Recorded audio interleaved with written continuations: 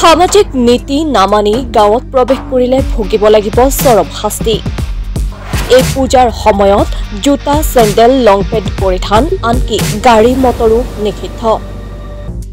এইখন অসমতে কৃষিভিত্তিক উৎসৱৰ এক কঠোৰ পৰম্পৰা।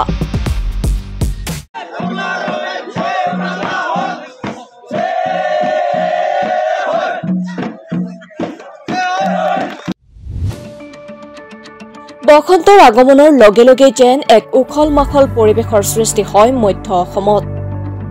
তিৱা জনগোষ্ঠীৰ পৰম্পৰাগত কৃষিভিত্তিক লোক উৎসৱ ছগ্ৰা খাম পালন। মধ্য অসমৰ কঠীয়াতলী নামবৰ লালুং গাঁৱত 4 দিনীয়াকৈ অনুষ্ঠিত হৈছে ছগ্ৰা পূজা। মদাৰ আৰু শিমলু ফুল ফুলাৰ সময়তে অনুষ্ঠিত হয় তিৱা জনগোষ্ঠীৰ ছগ্ৰা খাম অৰ্থাৎ ছগ্ৰা উৎসৱ। কৃষিভিত্তিক এই উৎসৱ উদযাপন নকৰাকৈ কৃষিভূমিত হাল বা কোৰ নলগাই তিৱা লোকসকলে। মদাৰ আৰু শিমলু ফুল ফুলাৰ সময়তে অনুষ্ঠিত হয় তিৱা জনগোষ্ঠীৰ ছগ্ৰা খাম। বিগত বছৰৰ দৰে এইবেলিও কঠীয়াতলী নামবৰ লালুং গাঁৱত উলহ মালহেৰে পালন কৰা হয় ছগ্ৰা খাম।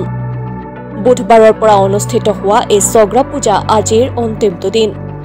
এই ছগ্ৰা পূজাৰ আছে এক বিশেষত্ব। পূজা চলি থকা সময়ছোৱাত কঠীয়াতলীৰ এই তিৱা গাঁওকেইখনত তিৱাসকলৰ ৰাজত্ব চলে। পূজা চলি থকা সময়ত কোনো ব্যক্তিয়ে জোতা চেণ্ডেল লং পেণ্ট পিন্ধি গাঁওখনত প্ৰৱেশ কৰিব নোৱাৰিব।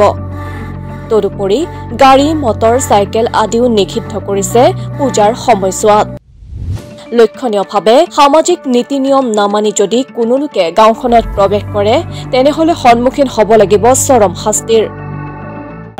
এইটো হৈছে ফাগুন মাহত অনুষ্ঠিত হোৱা এটা পৰম্পৰাগত তিৱা এটা উৎসৱ আৰু এই উৎসৱত প্ৰধানত ইয়াত কৃষিৰ লগত সম্পৰ্ক আছে আৰু আমাৰ যিমান গাঁওখনৰ মাংগলিক পৰ্ব এই মানে পূজাৰ দ্বাৰাই আমি সমাপন কৰোঁ।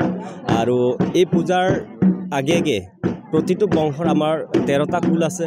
13টা কুলৰ প্ৰতিটো বৰঘৰৰ কাম শেষ কৰি লোৱা হয় আৰু যদি কিবা গাঁওখনত যদি কিবা দায়দণ্ড থাকে সেই দায়দণ্ডসমূহ কমপ্লিট নিকাশ কৰি এই অনুষ্ঠানটো পতা হয়। আৰু এই অনুষ্ঠান পতাৰ লগে লগে এইটো গম পোৱা যায় গাঁওখনত আৰু এই পৰ্ব এতিয়ালৈকে আৰু কোনো দায় বিদায় ইয়াত নাথাকে।